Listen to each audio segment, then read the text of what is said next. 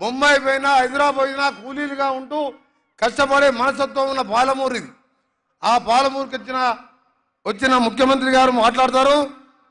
ముఖ్యంగా సోదరులారా, కాంగ్రెస్ పార్టీ కార్యకర్తలారా, మీ అందరికీ కూడా కృతజ్ఞత తెలియజేసుకుంటూ 10 సంవత్సరాల రాక్షస పాలన నుంచి విముక్తి కలిగించి ఈరోజు ప్రజాపాలన అందించిన మీకు మీ రుణం తప్పకుండా ముఖ్యమంత్రి గారు, మంత్రులం, మేము ఎమ్మెల్యేలం రాత్రింబౌలు కష్టపడి పని చేస్తామని మీ అందరికీ కూడా హామీ ఇస్తూ మీరు ఒకటేసారి ఆలోచించండి.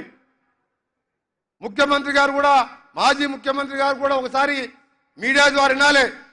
ఈ 3 నెలల్లో మా ముఖ్యమంత్రి, మా మంత్రులు, మా ఎమ్మెల్యేలు ఎన్నిసార్లు గ్రామాల్లో తిరిగిండ్రు, ఎన్నిసార్లు సెక్రటేరియట్కి వచ్చినాం, ఎన్ని వేల మంది కలుసుకున్నాం. 10 ఏళ్లలో మీ 3 నెలల్లో వచ్చిన అంతసార్లు కూడా సెక్రటేరియట్ రాలే, బయటికి రాడు, మనుషులను గెలవడు, ఇవాళ పేద ప్రజలను గెలవడు, ఆఖరికి వాళ్ళ సొంత పార్టీ మంత్రులు వస్తే కూడా బయటికి వెళ్ళి వచ్చే పరిస్థితి. ఆ రోజు రాక్షస పాలన, ఈరోజు ప్రజాస్వామ్య పాలన, సోనియమ్మ పాలన ఇచ్చిన ఇందిరమ్మ రాజ్యం తీసుకొస్తూ ఒకదాని వెనుక మన ముఖ్యమంత్రి గారు చెప్పిన 6 గ్యారంటీలు, ఆ రోజు సోనియా గాంధీ ఇచ్చిన 6 గ్యారంటీలు అన్నీ అమలు చేసాం. ఈ నెల భద్రాచల రాముల వారి సన్నిధిలో ఇందిరమ్మది ముఖ్యమంత్రి గారు కూడా చెప్తారు, ఇందిరమ్మ హౌస్ కార్యక్రమం చేసుకుంటున్నాం.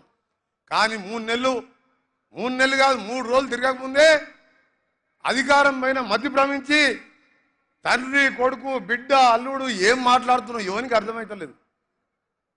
నిన్న కేసీఆర్ గారు అంటున్నాడు, ఆఖరికి ఆయన బతికెట్లయిందంటే ఏమీ లేని ప్రవీణ్ కుమార్ కాళ్ళు పట్టుకునే పరిస్థితికి వచ్చింది. ఆయన కరెక్టేనా కాదా?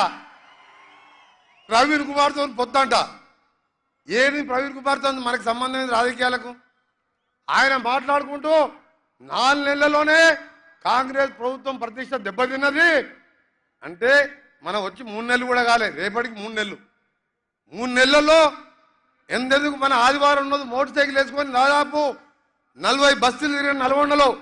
ఏ బస్తీ, ఏ మైనార్టీ అక్క చెల్లెలు పోయినా, ఏ దళిత వాడకు పోయినా ఎట్లున్నారు అక్క, ఏముంది, కరెంటు బిల్లు ఎంత వచ్చిందంటే 0 బిల్లు వచ్చింది, బిల్లు చూపించుకుంటా నవ్వుకుంటా చేతులు పట్టుకొని అంత సంతోషంగా కనబడ్డారు.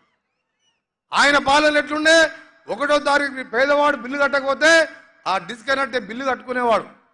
పేదవాడైతే కరెంటు బిల్లు ఎడ కట్టవలసి వస్తుందని చెప్పి చీకట్లో పడుకునేవాడు ఈ ధనిక రాష్ట్రంలో.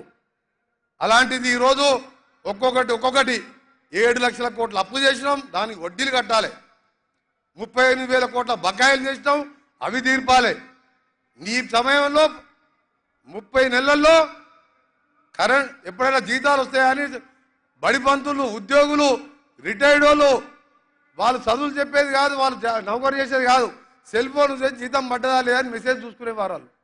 ఇవాళ మన ముఖ్యమంత్రి గారు అన్ని చూస్తూ మన 1వ తారీఖు జీతాలు వచ్చినాయా లేదా, ఉద్యోగులకు పెన్షన్లు వచ్చినాయా లేదా, ఇంత అప్పుల పాలు చేసిన రాష్ట్రాన్ని కూడా గాడిలో పెడుతూ ఇచ్చిన కార్యక్రమాలు చేస్తున్నాం.